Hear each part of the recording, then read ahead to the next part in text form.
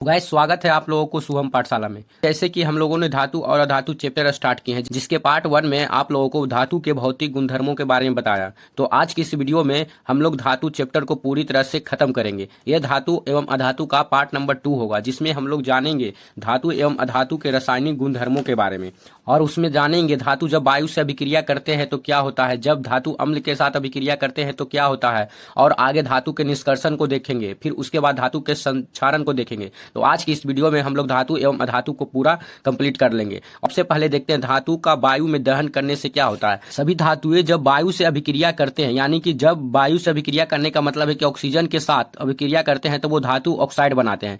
जैसे देखिए, धातु ऑक्सीजन के साथ मिलकर संगत धातु के ऑक्साइड बनाते हैं, यानी धातु प्लस ऑक्सीजन अगर अभिक्रिया होगा तो धातु ऑक्साइड बनेगा। अब देखिए, जैसे मान लेते हैं उदाहरण में एक धातु लेते हैं कॉपर। कॉपर एक धातु है जो ऑक्सीजन से अभिक्रिया किया तो वो बनाता है कॉपर ऑक्साइड। आपको यहाँ पे एक बात जानना जरूरी है कि कॉपर ऑक्साइड का रंग काले रंग का होता है। तो गाइस, अगर दूसरा उदाहरण देखें एल्युमिनियम का, एल्युमिनियम और ऑक्सीजन के साथ अभिक्रिया करके एल्युमिनियम ऑक्साइड का निर्माण करते हैं। धातु के ऑक्साइड की प्रकृति क्षारीय होती है, समझे, यानी धातु ऑक्साइड की जो प्रकृति है ना, वो हमेशा क्षारीय होती है। ये बात आप नोट करें।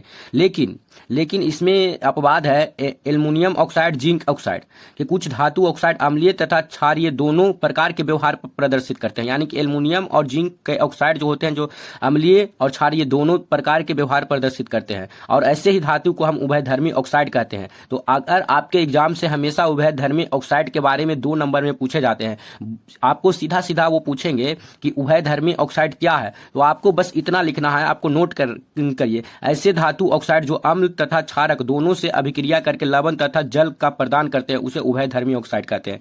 जैसे देखिए, एल्युमिनियम ऑक्साइड अम्ल के साथ अभिक्रिया कर रहा है तो ये है लवण और साथ में जल का निर्माण करता है। अगर क्षार के भी साथ अभिक्रिया करता है ना, सोडियम एल्यूमिनेट और जल का निर्माण करते हैं, जो कि सोडियम एल्यूमिनेट भी एक प्रकार का लवण ही है। अब देखिए आगे देखते हैं, धातु का ऑक्साइड जल में अघुलनशील होते हैं। सही बात है, धातु के ऑक्साइड जो होते हैं ना, वो जल में अघुलनशील होते हैं, क्योंकि देखिए धातु जैसे कॉपर हो गया, लोहा हो गया, ये सब जो पदार्थ है ना, बहुत ही कठोर पदार्थ हैं और ये जल में जल्दी नहीं घुलते हैं, इसी कारण ये अघुलनशील होते हैं। परंतु कुछ है जो अपवाद में जो जल में घुलते हैं, और जल में घुलकर उनको जो प्रकृति रहती है ना, क्षारीय प्रकृति की रहती है। जरूर क्षारीय प्रकृति ही रहेगी, क्योंकि धातु के ऑक्साइड का प्रकृति ही क्षारीय होती है। हम यहाँ नोट कराए थे, धातु ऑक्साइड की प्रकृति क्षारीय होती है, इसी कारण ये जल में घुलकर क्षार प्रदान करते हैं। अब देखिए, सोडियम ऑक्साइड और पोटेशियम ऑक्साइड निम्न प्रकार के हैं जो जल में घुलकर क्षार प्रदान करते हैं। अब देखिए, सोडियम ऑक्साइड है, ये जो है पोटेशियम ऑक्साइड, दोनों जल में घुलता है, जल में अभिक्रिया करता है, सोडियम हाइड्रोक्साइड बनाता है जो कि एक लवण है, और साथ में हाइड्रोजन गैस भी निकालते हैं ये जल के साथ अभिक्रिया करके। पोटेशियम ऑक्साइड भी जल में अभिक्रिया करके पोटेशियम हाइड्रोक्साइड लवण का निर्माण कर रहे हैं। देखिए, नोट करने वाली बात है कि सोडियम पोटेशियम जैसी धातु बहुत तेज अभिक्रियाशील के होती है, जो कि खुले में रहने पर आग पकड़ लेती है, इसीलिए इनको केरोसिन तेल में डुबाकर रखा जाता है। और ये प्रश्न है ना, जो बार बार आपको एग्जाम में पूछे जाते हैं कि सोडियम पोटेशियम को केरोसिन तेल में क्यों रखते हैं, तो इसका यही कारण है कि यह उच्च क्रियाशील धातु है। अब हम लोग बात करते हैं कि धातु जब जल के साथ अभिक्रिया करती है तो क्या होता है। तो नोट देखिए, जल के साथ अभिक्रिया करके धातु हाइड्रोजन गैस तथा धातु ऑक्साइड उत्पन्न करते हैं। जो धातु ऑक्साइड जल में घुलनशील है, जल में घुलकर धातु हाइड्रोक्साइड प्रदान करते हैं, लेकिन सभी धातुएं जल के साथ अभिक्रिया नहीं करती है। सही बात है, सभी धातुएं जल के साथ अभिक्रिया नहीं करती है, परंतु कुछ धातुएं हैं जो जल के साथ अभिक्रिया करते हैं, वो जल के साथ अभिक्रिया करके धातु ऑक्साइड और हाइड्रोजन बनाते हैं। जैसे कि उदाहरण में एक धातु के बारे में जानते हैं, जो कि है पोटेशियम। पोटेशियम जब जल से अभिक्रिया किया, जब भी यह जल से अभिक्रिया किया तो पोटेशियम हाइड्रोक्साइड का निर्माण किया। यहाँ आपको बोला है कि धातु हाइड्रोक्साइड का निर्माण करते हैं, तो यही पोटेशियम ऑक्साइड का हाइड्रोक्साइड का निर्माण किया, और साथ में यह जो हाइड्रोजन गैस भी बनाता है, यही हाइड्रोजन गैस बना, जो ये है ना, जो हाइड्रोजन गैस बना। अब देखिए आगे देखते हैं, एक और उदाहरण ले लेते हैं हम लोग। सोडियम को जब जल से अभिक्रिया कराते हैं तो सोडियम हाइड्रोक्साइड के निर्माण होता है, साथ में हाइड्रोजन गैस निकालते हैं। इसी कारण इसको जल में ही जैसे ही रखा जाता है ना, ये हाइड्रोजन गैस जो आग पकड़ लेता है, इसी के कारण इसको जल में नहीं बाहर रखा जाता है। इसका जो उष्मा होता है ना, बहुत तेज उष्मा होती है, बहुत तेज अभिक्रियाशील के होती है ये सब पदार्थ। अगला बात देखते हैं, जब धातुओं को अम्लों के साथ अभिक्रिया कराई जाती है तो क्या होता है। देखिए, धातु अम्ल के साथ अभिक्रिया करेगा ना तो लवण तथा हाइड्रोजन गैस प्रदान करती है। जैसे धातु तनु अम्ल के साथ अभिक्रिया करे तो इसमें लवण और हाइड्रोजन गैस उत्पन्न होते हैं। अब देखिए, जैसे कि इसके उदाहरण में हम लोग देख लेते हैं, जैसे कि इसके उदाहरण में हम अगर देखना चाहें तो यहाँ देखिए, Zn प्लस HCl Zn एक धातु है और HCl है जो तनु अम्ल है। इसकी जब अभिक्रिया कराया जाता है तो जो Zn है ना, जिंक है जो हाइड्रोजन से ज्यादा अभिक्रियाशील है, तो क्लोरीन को यह विस्थापित कर लेता है, तो जिंक क्लोराइड बनता है और हाइड्रोजन गैस बाहर हो जाते हैं, जो हाइड्रोजन गैस बनते हैं इसी के कारण होते हैं। तो वही जो जिंक क्लोराइड यहाँ पे जो कि मतलब लवण बन गया और ये हाइड्रोजन गैस निकल गया। अब देखते हैं, आगे देखते हैं। अब थोड़ा एक्वा रेजिया के बारे में बात कर लेते हैं। एक्वा रेजिया इतने खतरनाक होते हैं ना कि ये सोने या प्लेटिनम जैसे पदार्थ को भी गला सकते हैं। ये जो एक्वा रेजिया होता है ना 3:1 के अनुपात में होता है, जो कि सांद्र हाइड्रोक्लोरिक अम्ल और सांद्र नाइट्रिक अम्ल का ताजा मिश्रण होता है, जिसमें कहा गया है कि हाइड्रोक्लोरिक 3 और नाइट्रिक अम्ल की मात्रा 1 होती है। गोल्ड को भी गला सकता है, जबकि दोनों में से किसी अम्ल में अकेले की क्षमता नहीं है, यानी अकेले कोई नहीं गला सकता है, परंतु दोनों जब मिल जाते हैं तो इसको गलाने की क्षमता रखते हैं। एक बार ये बात को नोट करिएगा कि एक्वा रेजिया भवकता द्रव के साथ प्रबल संक्षारक भी है और ये गोल्ड एवं प्लेटिनम को भी गलाने में समर्थ होते हैं एक्वा रेजिया। अब देखिए यहाँ पे देखते हैं कि अभिक्रियाशील धातु अपने से कम अभिक्रियाशील धातु को उसके यौगिक के विलयन या गलित अवस्था में विस्थापित कर देता है। यानी जो ज्यादा अभिक्रियाशील होते हैं ना, वो कम अभिक्रियाशील धातु को उस गलित विलयन में विस्थापित कर लेते हैं। आपको यहाँ पे एक बात याद करना पड़ेगा इसको समझने के लिए। ये है एक सक्रियता श्रेणी, जो ऊपर की ओर है ना वो ज्यादा सक्रिय है, यानी ज्यादा अभिक्रियाशील धातु, जैसे potassium, sodium, calcium, magnesium, aluminium, zinc, ये सब है ना जो ज्यादा अभिक्रियाशील धातु हैं। और ये नीचे वाला है सोना, गोल्ड, आर्गन, ये जो नीचे वाले हैं ना वो मतलब कम अभिक्रियाशील धातु हैं, जो नीचे है घटती अभिक्रियाशील धातु है। जैसे कि मान लीजिए Fe है लोहा आयरन, इसको एक कॉपर सल्फेट है CuSO4, कॉपर सल्फेट का विलयन है। अब कॉपर सल्फेट का विलयन के साथ लोहा को डालिएगा तो ये लोहा मतलब आयरन है ना वो कॉपर सल्फेट से ज्यादा अभिक्रियाशील है। ये आयरन है ना जो कॉपर सल्फेट में से सल्फेट को विस्थापित कर लेगा, यानी कि कॉपर से सल्फेट छीन लेगा और बना देगा फेरस सल्फेट FeSO4 और प्लस में फिर बाद में कॉपर को अलग होना पड़ेगा, मतलब Cu अलग होकर बैठ जाएगा। परंतु यहाँ पे आपको एक बात और ध्यान देना होगा। अगर स्थिति ऐसा आ जाए कि देखिए अगर ये है Fe है, समझ गए, और फिर जिंक सल्फेट है, अब आ गया जिंक सल्फेट, तब क्या होगा? पहले तो कॉपर था जो आयरन से कम अभिक्रियाशील था, तो आयरन ने कॉपर का सल्फेट छीन लिया। अब देखिए इसका बाप आ गया जिंक, जिंक जो है आयरन से ज्यादा अभिक्रियाशील है, तब अब इसका सल्फेट छीन के दिखाएगा, तब ये चुपचाप बैठ जाएगा और बोलेगा कि हमको कोई अभिक्रिया नहीं करना है। तो यहाँ पे कोई अभिक्रिया नहीं होगा। आपको उससे प्रश्न पूछेगा, ऐसी अभिक्रिया देगा और ऐसी अभिक्रिया देगा और पूछेगा आगे क्या होगा, मतलब समीकरण का हल क्या होगा, तो मतलब परिणाम क्या होगा। तो आपको बताना पड़ेगा कि यहाँ पे कोई अभिक्रिया नहीं होगा और इसका कारण बताना पड़ेगा कि अभिक्रिया इसलिए नहीं होगा क्योंकि आयरन की क्रियाशीलता जिंक की क्रियाशीलता से कम है, इसी कारण यहाँ पे अभिक्रिया नहीं हो पाएगा। तो आपको सक्रियता श्रेणी में जितने पदार्थ है या जितने तत्व है सभी को आपको याद करना होगा। अब बात आई हमारा कि धातु एवं अधातु कैसे अभिक्रिया करती है। तो गैस धातु एवं अधातु है ना जो आयनिक यौगिक से अभिक्रिया करते हैं।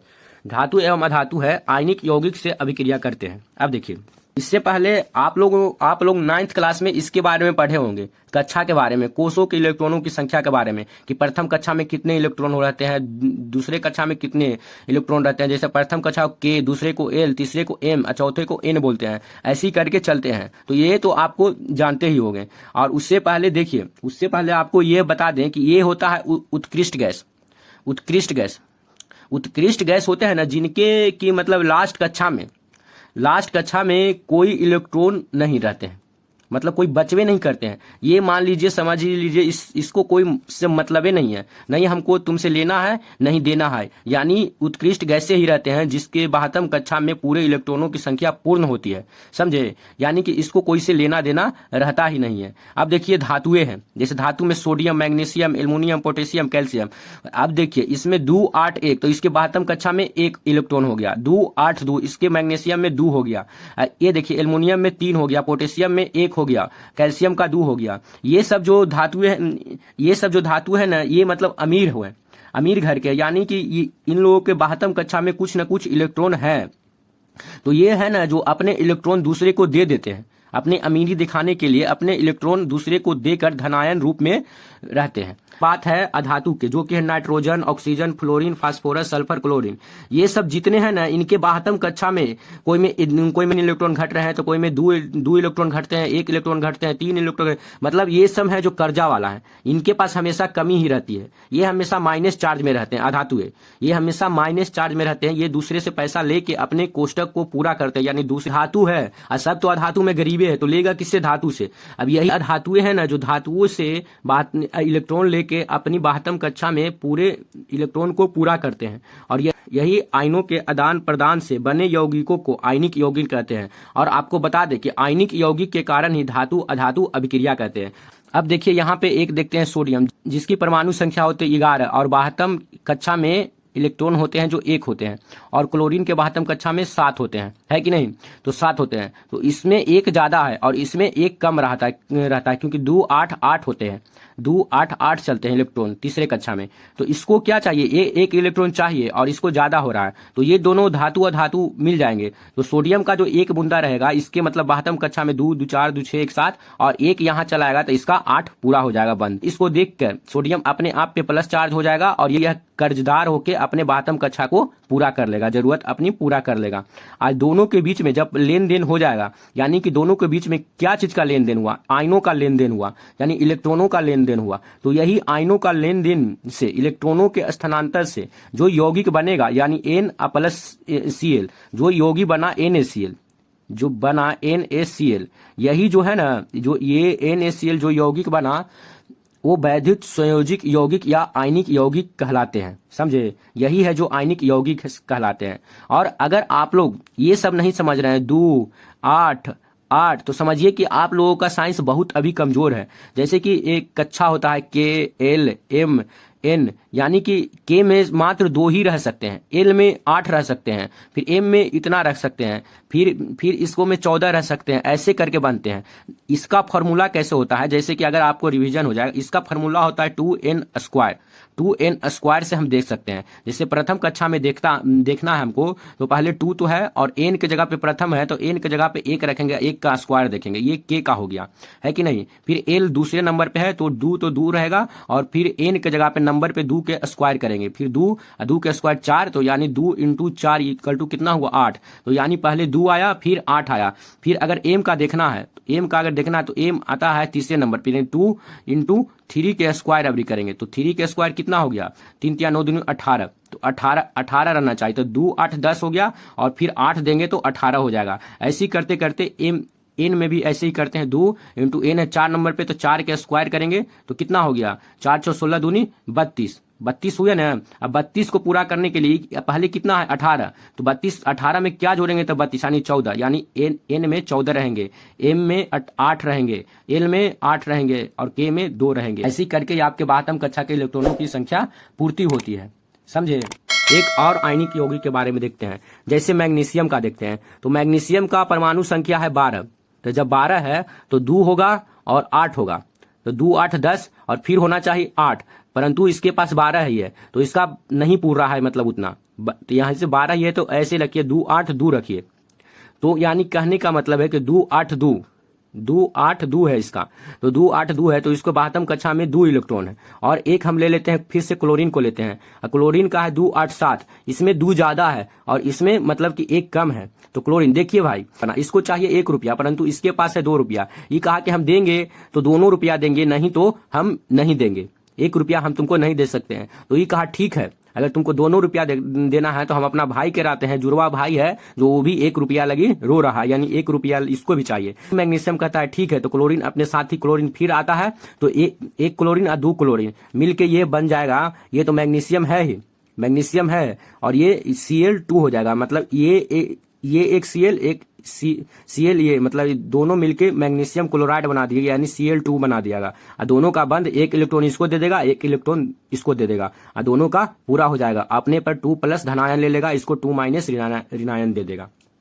देखिए इसके परिभाषा को थोड़ा देख लेते हैं, जो हमने पहले भी बताया है आपको। धातु से अधातु में इलेक्ट्रॉनों के स्थानांतरण से बने यौगिक आयनिक यौगिक, या इसे वैद्युत संयोज यौगिक भी कहा जाता है। वैद्युत संयोजिक यौगिक ही आयनिक यौगिक का दूसरा नाम है। अब देखिए आगे देखते हैं हम लोग। आयनिक यौगिक के कुछ गुणधर्म को देखते हैं। यानी आयनिक यौगिक कौन कौन है, जो कि मतलब कि आयनों के आदान प्रदान से जो यौगिक बनते हैं ना, वो आयनिक यौगिक कहलाते हैं। जो धातुओं और अधातुओं के इलेक्ट्रॉनों के स्थानांतरण से बनते हैं उसे आयनिक यौगिक कहते हैं। अब देखिए, पहला भौतिक गुणधर्म है इसका। पहला कह रहा है कि धन एवं ऋण आयनों के बीच मजबूत आकर्षण बल के कारण आयनिक यौगिक ठोस एवं कठोर होते हैं। जरूर, यानी आयनिक यौगिक हमेशा ठोस एवं कठोर होते हैं। समझे कि नहीं, ये हमेशा ठोस एवं कठोर होते हैं क्योंकि इनके बीच में जो पैसों का लेन देन हुआ था ना, वो मामला बहुत मजबूती से बंधा हुआ है। वो आकर्षण बल से बना हुआ, वो प्लस ऋण माइनस ऋण के आयनों के बीच की मजबूती से बना हुआ है। इसी कारण ये है जो बहुत कठोर होते हैं। अब देखिए, कह रहा ये समांतर भंगुर होते हैं, दबाव डालने पर टुकड़ों में टूट जाते हैं। सही बात है, परंतु यह बिखरता नहीं है। जैसे मान लीजिए NaCl मान लीजिए, जो कि नमक होता है। अब देखिए, नमक हुई होता है। अब मान लीजिए नमक ठोस अवस्था में होता है। अब मान लीजिए कि नमक का एक ढेला लीजिए, जो कि जमा हुआ नमक है, उसको आप पीटिए। जैसी पीटिएगा वो भंगुर हो जाएगा, छोटे छोटे टुकड़ों में टूट जाएगा, तनी तनी वो हो जाएगा, परंतु वो अलग नहीं होता है। उसके आकर्षण बल अंदर से इतना, उनके जो इलेक्ट्रॉनों का स्थानांतर से बंधे हैं ना, वो आकर्षण बल के कारण वो जो रहते हैं वो हमेशा जुटे ही रहते हैं, वो अलग नहीं होता है। अब देखिए, इनके गलनांक एवं क्वथनांक, आयनिक यौगिक का गलनांक एवं क्वथनांक बहुत अधिक होता है। ये भी नोट करिएगा। क्यों होता है इसका अधिक, ये समझिए। क्योंकि मजबूत अंतर आयनिक आकर्षण को तोड़ने के लिए ऊर्जा की पर्याप्त मात्रा की आवश्यकता होती है। यानी जल्दी यह गलेगा नहीं, जल्दी खोलेगा नहीं है। इसका मतलब गलनांक क्वथनांक बहुत ही अधिक है। अब देखिए, अगला देखते हैं, घुलनशीलता। ये वैद्युत संयोजिक यौगिक यानी कि आयनिक यौगिक का ही दूसरा नाम है। ये समांतर जल में घुलनशील होते हैं। हाँ, जानते हैं, नमक को जल में आराम से घोल के पी जाते हैं तथा केरोसिन, पेट्रोल आदि जैसे विलायकों में अबिल्ले होते हैं। हाँ जरूर, आप कभी भी नमक को केरोसिन में डुबाइए, पेट्रोल में डुबाइए, वो पेट्रोल केरोसिन में नहीं घुलेगा, वो बिल्ले नहीं होते हैं, वो अबिल्ले होते हैं। यह पॉइंट था। अब देखते हैं अगला बात देखते हैं, विद्युत चालकता। ये जो कह रहा है विद्युत चालकता की बात कर रहा है, यानी कि आयनिक यौगिकों में विद्युत चालकता होती है कि नहीं होती है। अब देखिए, इसको एक बार हम लोग पढ़ लेते हैं। क्या है, किसी विलयन से विद्युत के चालन के लिए आवेशित कणों की गतिशील आवश्यकता होती है। सही बात है कि विद्युत के चालन के लिए आवेशित कण चाहिए। जो विद्युत चलता है, धारा प्रवाह होती है, उसमें आवेश रहता है, आवेश इलेक्ट्रॉन रहते हैं, तब वो आवेशित कण रहते हैं, तब ये वो विद्युत प्रवाह कर पाता है। जब तक उसको इलेक्ट्रॉन के बंद नहीं रहेंगे तब तक उसमें विद्युत प्रवाह नहीं होंगे। अब देखिए, आयनिक यौगिकों के जलीय विलयन में आयन उपस्थित रहते हैं। अब देखिए, ये कह रहा है आयनिक यौगिक का जलीय विलयन की बात कर रहा है, यानी नमक का जलीय विलयन में आयन उपस्थित है, जो कि बात सही है। ये कहाँ से आयन आए, कि जो आयन है जो कि Na है और Cl है, तो NaCl जो है, इसका तो प्लस चार्ज और माइनस चार्ज है। तो ये जो है, जो आयन ही है ना, ये अगर ये जल में घुलेंगे तो जल में ये तो आयन तो रहेंगे ही ना। और विद्युत को क्या चाहिए, आयन चाहिए। विद्युत को चाहिए आयन, विद्युत प्रवाह के लिए इसे आयन चाहिए और इसको कुछ नहीं चाहिए। अब देखिए, जल में विद्युत धारा प्रवाहित की जाती है तो यह आयन विपरीत इलेक्ट्रोड की ओर गमन करते हैं। आगे देखिए, ठोस अवस्था में आयनिक यौगिक विद्युत का चालन नहीं करते हैं, क्योंकि ठोस अवस्था में दृढ़ संरचना के कारण आयनों की गति संभव नहीं होती है। लेकिन आयनिक यौगिक गलित अवस्था में विद्युत का चालन करते हैं, क्योंकि गलित अवस्था में विपरीत आवेश आयनों के मध्य स्थिर विद्युत आकर्षण उष्मा के कारण कमजोर हो जाता है। अब देखिए, आपको हम थोड़ा सा बात समझिए। अब देखिए, 1 मिनट इधर गौर करिए। देखिए, ये एक कटोरी है। अब देखिए, अब यहाँ पे एक बल्ब है, मान लीजिए ये बल्ब है। अब बल्ब का एक तार है ना, जो यहाँ ला के जोड़ दीजिए, इसमें दे दीजिए और इसमें जल भर दीजिए, ये कटोरी में जो जल भर दीजिए। और एक बल्ब का तार जो यहाँ रखिए, इसको बैटरी से जोड़ दीजिए, है कि नहीं, बैटरी से जोड़ दीजिए और ये तार को यहाँ पे डाल दीजिए। अब देखिए, यहाँ पे डाल दीजिए और यहाँ पे स्विच ऑन करिए, तो ये बल्ब नहीं बरेगा, क्योंकि एक तार इसका पानी में और एक तार ये ऐसे ही है। ये शुद्ध जल होना चाहिए, ये जो जल होना चाहिए शुद्ध जल होना चाहिए, जिसका pH मान 7 होना चाहिए। ये बल्ब नहीं जलेगा। परंतु जब इसमें आप आयनिक यौगिक डालिएगा, यानी कि नमक डालिएगा, मान लीजिए NaCl डालिएगा, तो NaCl जब इसमें डालिएगा ना, तो क्या होगा ना कि ये बल्ब तुरंत जल जाएगा। क्यों जलेगा, क्योंकि धारा के प्रवाह के लिए आयन चाहिए और NaCl के पास आयन है। तो यही आयन है ना, यही आयन आयन जो है जो जल में घुल जाएंगे और ये जो द्रव अवस्था में हो जाएंगे। जब ये द्रव अवस्था में हो जाएंगे तो ये कमजोर हो जाएंगे अंदर से, और ये कमजोर हो जाएंगे तो इनको अपने आयन का त्याग करना पड़ेगा, और ये त्याग करने के बाद यह बल्ब जला देते हैं। तो यही कारण है। यानी कहने का मतलब सीधा बात यह है कि आयनिक यौगिक में विद्युत तब आएंगे जब आयनिक द्रव अवस्था में है, मतलब थोड़ा गलित अवस्था में है, तब विद्युत संचारण हो सकता है। परंतु अगर आयनिक ठोस अवस्था में है तब विद्युत प्रसारित नहीं हो सकती है। अगर मान लीजिए इसमें पानी नहीं रहता, केवल नमक डालते तो यह बल्ब नहीं जलता। यानी इसमें पानी था और नमक को कमजोर कर दिया, यानी द्रव अवस्था में ला दिया, तब इसके आयन टूट गए और टूट के आयन यहाँ जुट के ये बल्ब को जला दिए। यही बात था इसका। अब देखिए आगे हम लोग देखते हैं।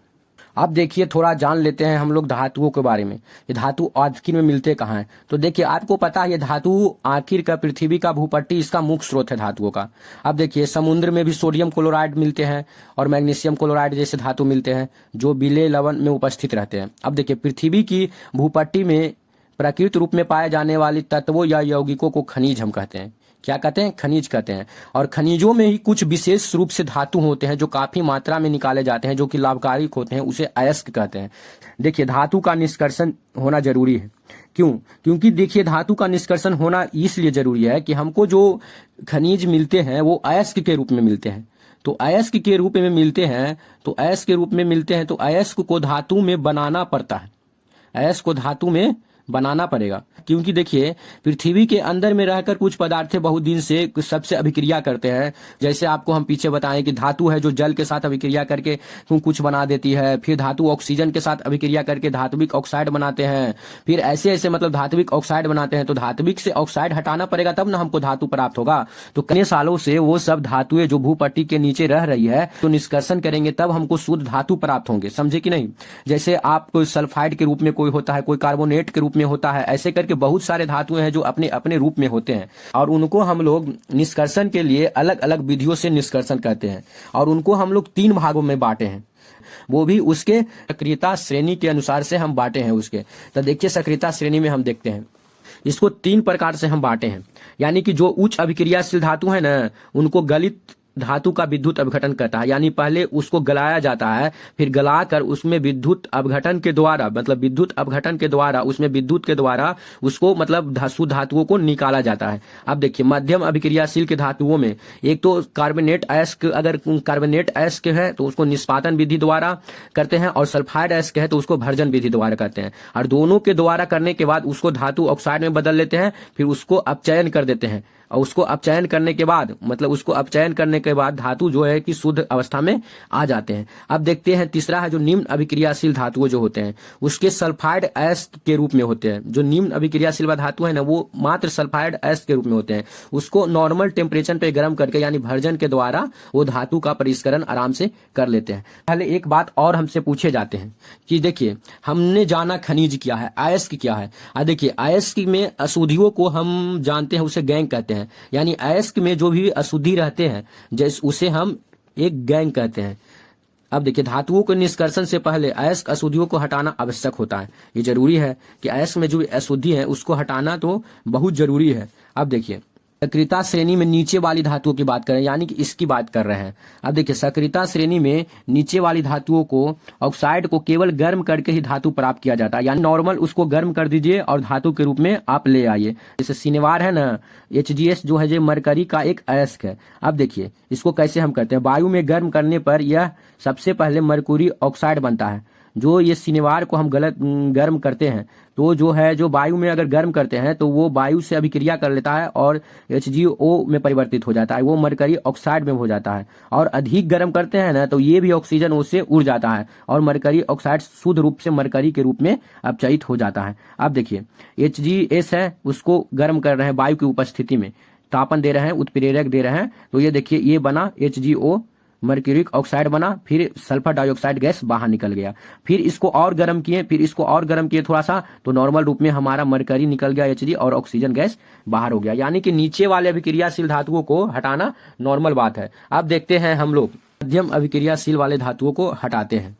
इसमें दो बात आपको देखना है, एक तो सल्फाइड अयस्क हो सकते हैं या एक कार्बोनेट अयस्क हो सकते हैं। तो देखिए सल्फाइड अयस्क को हम कैसे हटाते हैं उसके बारे में हम जानते हैं। सल्फाइड अयस्क को वायु की उपस्थिति में अधिक ताप पर गर्म करने पर, यानी कि सल्फाइड अयस्क है जो वायु की उपस्थिति में अधिक ताप पर गर्म करने पर, यानी सल्फाइड अयस्क को अधिक ताप पे गर्म करते हैं, यानी कि जो कि निचले हिस्से वाले भी अभिक्रियाशील धातु थे उन्हें भी ऐसे करके निकालते थे जिन्हें कि भर्जन कहते हैं। यानी आपसे सवाल में पूछे जाएंगे कि भर्जन अभिक्रिया क्या है, तो आप कहिएगा कि वायु की उपस्थिति में अधिक ताप पर गर्म करने पर यह ऑक्साइड में परिवर्तित हो जाता है, इसी प्रक्रिया को भर्जन कहते हैं। यानी अब अगला देखते हैं कार्बोनेट अयस्क। अब कार्बोनेट अयस्क को सीमित वायु में यानी कि है ना, मान लीजिए प्रेशर कुकर सबसे अच्छा उदाहरण है। देखिए जो प्रेशर कुकर होता है, आप खिचड़ी उचड़ी कुकर में बनाते हैं तो कुकर को फिर बंद कर देते हैं और उसमें जो वायु रहता है कुकर के अंदर वो निश्चित वायु रहता है, और वही वायु के अधिक ताप पर, वही निश्चित वायु में, सीमित वायु में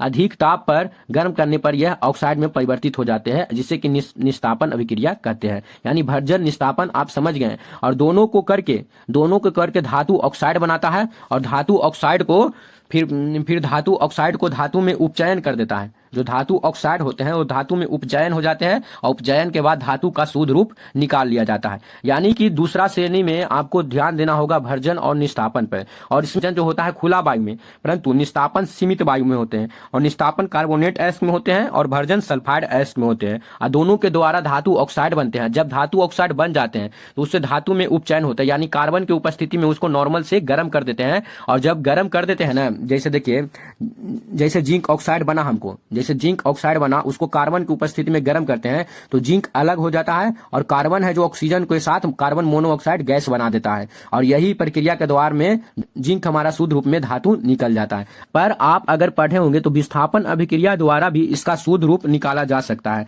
जैसे कि विस्थापन अभिक्रिया यानी कि अधिक अभिक्रियाशील के जो धातु से उसको अभिक्रिया करा देंगे तो वो अधिक अभिक्रियाशील वाला धातु है उसके जो तत्व को विस्थापित कर लेगा और उसको अलग कर देगा। जैसे कि मान लेते हैं, यहाँ देखिए मैग्नीज को देख लेते हैं, मैग्नीज ऑक्साइड है और ये एल्युमिनियम है, तो जो एल्युमिनियम मैग्नीज से अधिक अभिक्रियाशील है तो इसका ऑक्साइड तो इसके पास आ जाएगा और मैग्नीज अलग हो गया और साथ में उष्मा निकला, यानी कि मैग्नीज इस विधि द्वारा भी अलग हो गया। और देखिए इसी विधि द्वारा यानी कि लोहे के साथ भी ऐसे करते हैं, आयरन के साथ भी ऐसे करते हैं। अगर आयरन के साथ विस्थापित कर देते हैं, यानी आयरन ऑक्साइड है, फेरस ऑक्साइड है, अब इसमें जो एल्युमिनियम के साथ अभिक्रिया करते हैं तो जो एल्युमिनियम है उसके ऑक्सीजन को विस्थापित कर लेता है और विस्थापित होने के बाद आयरन अकेला हो जाता है। और ये आपको ध्यान होगा कि जब भी धातु शुद्ध अवस्था में आते हैं तो वो एकदम मतलब द्रवित अवस्था में होते हैं। इसी का प्रयोग रेल के पटरियों के मतलब रेल के पटरी एवं मशीन की पुर्जे के दरारों को जोड़ने के लिए किया जाता है। यानी मान लीजिए कहीं पे जैसे ऐसे पटरी है और ऐसे पटरी है और बीच में यहाँ पे दरार आ गया, तो इसको जोड़ने के लिए क्या करते हैं ना, यही विधि लगाते हैं, द्रवित घोल डालते हैं, द्रवित घोल इसको पूरा भर देता है और जब भर देता है तो उस पर कुछ पानी उनी डाल के उसको ठंडा कर देते हैं और ठंडा करने के बाद यह सॉलिड हो जाता है।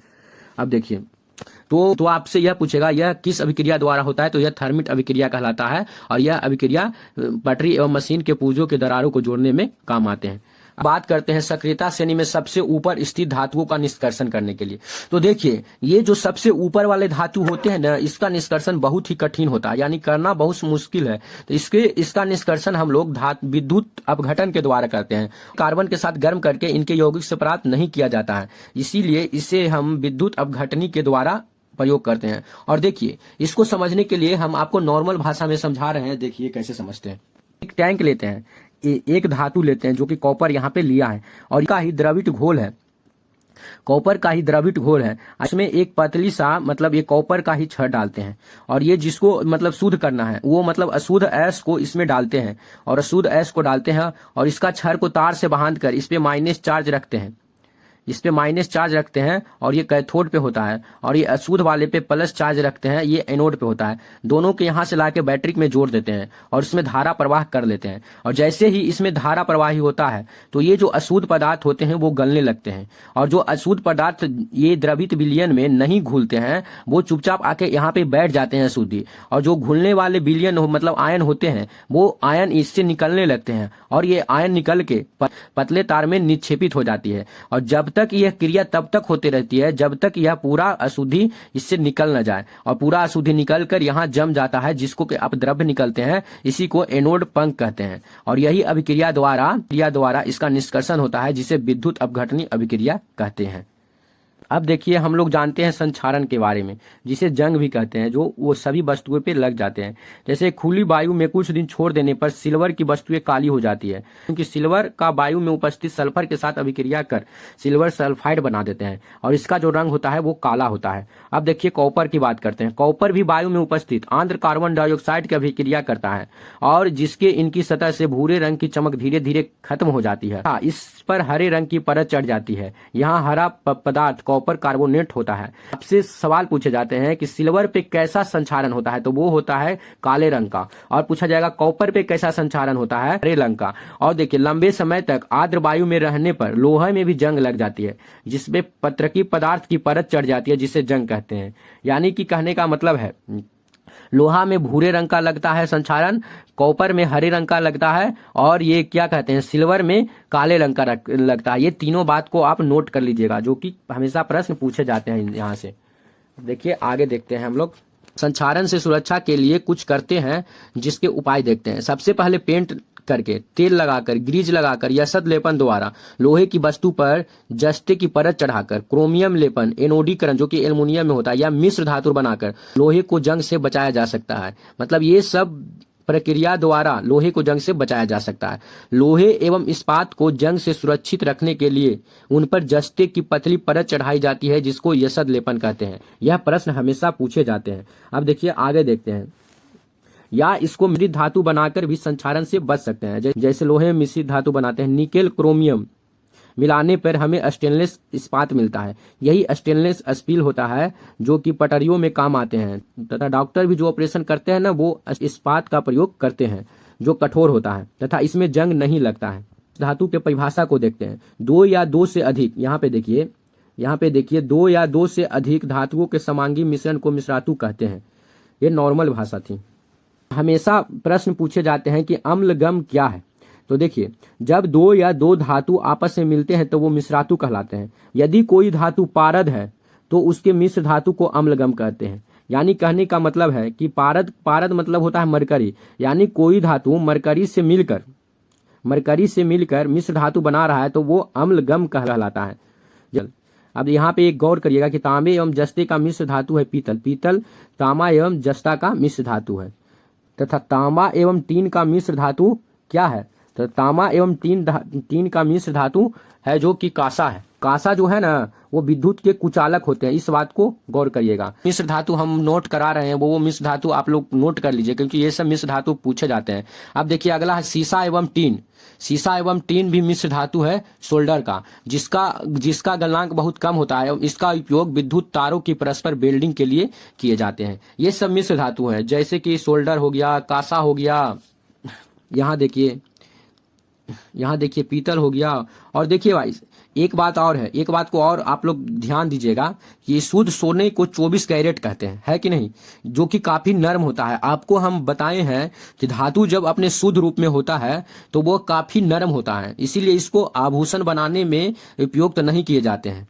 इसलिए 24 कैरेट जो सोना रहते हैं ना, उसको आभूषण बनाने में उपयुक्त नहीं किए जाते हैं। तो क्या करते हैं, इसको कठोर बनाने के लिए इसमें चांदी या तांबा मिलाया जाता है। जब चांदी या तांबा मिलाया जाता है इसमें, तो यह 22 कैरेट का होता है। और भारत में अधिकांश आभूषण बनाने के लिए 22 कैरेट सोने का ही उपयोग होता है। अब देखिए आपको क्या लगता है, जो दिल्ली में स्थित लौह स्तंभ है, जिसकी ऊंचाई 8 मीटर है और वजन इसका 6000 किलोग्राम है, और ये लोहे का है, और मतलब खुले अब वायु की अवस्था में रहता है, पानी झेलता है, ठंडा दिखता है, सब आंध्र वायु में रहता है, 400 ईस्वी पूर्व से लगा हुआ है, फिर भी आज तक इसमें जंग नहीं लगा। इसका कारण क्या हो सकता है? इसका कारण इसीलिए यही हो सकता है कि इसके लोहे के धातुओं में पहले से ही कोई मिश्र धातु मिलाकर इसको बनाया गया है, समझे कि नहीं? इसी कारण इसमें आज तक जंग नहीं लग रहे हैं।